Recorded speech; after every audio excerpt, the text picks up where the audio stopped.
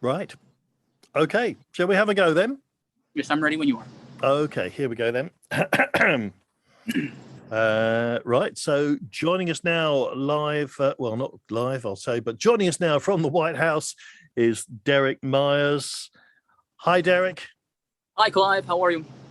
Good, thanks. And thanks for joining us. Now, let's hear the latest, what you're hearing at the White House in terms of developments in Afghanistan and the airport particularly.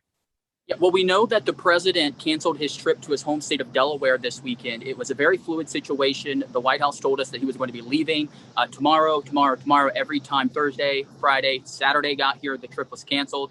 The president and the first lady did go to mass just a couple of hours ago and arrived back here at the White House within the last half an hour. We know that part of the reason that that trip to Delaware has been delayed is because the president has been taking daily briefings from his security team on the situation in Afghanistan.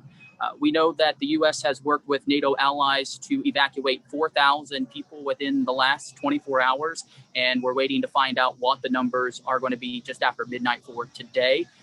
What we also know, Clive, is that the U.S. is still staying at the Capitol airport and that they're not leaving their checkpoints. They're still not going out into the Capitol to get evacuees. They say that these evacuees have to make their own way to the gates at the airport where U.S. troops are standing by to assist them with papers and processing to get them eventually, the White House says, evacuated. They also say here yesterday, the president said in a press conference and in an address to the world that anyone that wants to get out that's an American citizen will get out. The White House has also said they don't know how many Americans remain in Afghanistan. There are a lot of reports that the Taliban is not letting Americans and people with documentation that is being evacuated by the Americans, such as Afghan nationals who might have been interpreters, Clive. They're saying they're having difficulty getting through the Taliban checkpoints. And just to break it down for you, Clive, the Taliban checkpoints are leading up to the airport. So they got to make their way through that. And then once they get there, they got to go to the main gates at the airport. And that's where the U.S. troops and NATO allies are standing by. Yes, and I noticed President Biden was asked in that press conference, in that address, about getting to the airport and how easy it was. And there seemed to be a bit of confusion about whether people were able to get to that point or not. And I don't know whether he was quite ducking the question. Do you get a sense of the American public feeling confident in Joe Biden's handling of this? It really depends on who you talk to, Clive. One thing that we talked about on the program last week, of course, was a lot of Republicans were opposed to the quick withdrawal from the country. Democrats are supporting the president's movements. What we do know is you had mentioned just a few seconds ago about these reports that there's some struggles getting through these checkpoints. The president says that he's in daily communication, and his administration is in daily communication with the Taliban, and that the Taliban has agreed to allow these Americans and people with documents that are being evacuated by the Americans to allow them through these checkpoints. But however, Clive, that hasn't stopped reports coming out on social media through journalists and through people who are posting on social media themselves that they are having challenges getting through these checkpoints, despite this agreement the president says that he has made with the Taliban. The president says that should the Taliban not honor this agreement to allow supported people through these checkpoints, that they will face consequences.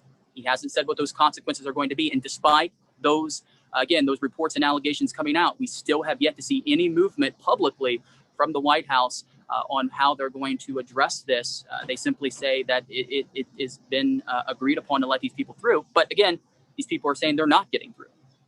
And I'm just looking at some of the figures of the weaponry that has been effectively left behind, given to Afghan forces, and presumably is there now to be used by the Taliban. I mean, hundreds of thousands of light weapons, rifles, 80,000 vehicles, night vision goggles, machine guns, 4,700 Humvees, grenades. I mean, the list goes on and on. So this is a terrible mistake, isn't it? Yeah. So those numbers that you just reiterated here on the air, Clive, those came from the federal government themselves. They released them within the last 6 months and last year through a report telling the citizens of America, oh, what happened to this equipment. So it was gifted to the Afghan military, who left most of it behind when these air bases and military installations were seized by the Taliban within the last month. And Clive, we really don't know. The U.S. is not sure, they say, on how many pieces of that equipment is actually in the hands of the Taliban. We have to presume and assume that all of it is, because they have taken control of the country.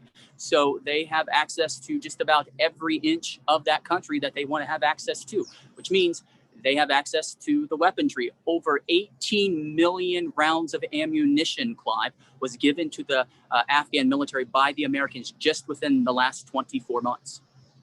And there is, of course, a growing threat of terrorism again. And I gather there's been a threat from ISIS as well, which is that being taken seriously? It is being taken seriously here at the White House and at the Pentagon, and they're on the ground in Afghanistan. So the threat came out within the last 24 hours, we were told, and it was by ISIS, who said that they were going to attack the airport there in the nation's capital, where these American troops and NATO allies are standing by to help evacuate people. We do know, Clive, is that President Biden's team and the State Department and the DOD, they are in contact with the Taliban. And according to the Pentagon, the Taliban is cooperating with the U.S. government and the allies to sort of mitigate this threat with ISIS. As we know, Afghanistan was a hotbed for terrorism in the late 90s when the Taliban was in control. It's ultimately what led to America's invasion on that country. And a lot of people are concerned that these threats are going to continue to escalate, and perhaps even in an attack, even if it's not domestically here in the United States, somewhere else in the world, such as there in Afghanistan. ISIS and the Taliban are two different, totally different organizations. One's regarded as a terrorism organization, whereas the Taliban is considered more as a political movement. And they have supported terrorists in the past. They say, however, Clive, they're not going to be a hotbed for terrorism this go around. We have yet to see how that is going to shake up. This is a pivotal moment for the Taliban, believe it or not, Clive. Are they going to be able to mitigate this threat with ISIS? And if so, that will gain them widespread worldwide respect by a lot of countries, including the U.S. And do you think that this window of opportunity to rescue people, repatriate them, is closing? Yeah, so it's that August 31st deadline. That deadline was imposed, self-imposed, by the President of the United States. He said that they will go all the way up to that deadline, and other officials, senior officials in the White House, have said that they will go past that deadline if they need to. The President committed to the world yesterday in that press conference right here at the White House in the East Room that every American citizen that wants to get out will get out. That doesn't mean he stopped shy of saying we're, the interpreters, the Afghan nationals who supported the military efforts by the Americans, who have been told that they will get out. We don't know if they will make it out or not, Clive. Thank you very much, Derek. Great. Sounded good. Right. Excellent. Appreciate it, Clive. Thank you. Now, is that going to air at 2:30 like normal? Yeah. Okay. Should do. All right. I'll tune in live. Great. And then if Nick's listening, hopefully he can fire off an email to Digital and they can get me the video and I can tweet it out. Yep, no worries. Absolutely. All right. Appreciate it. Thank you. See you guys. Bye. Later. Oh, bye-bye.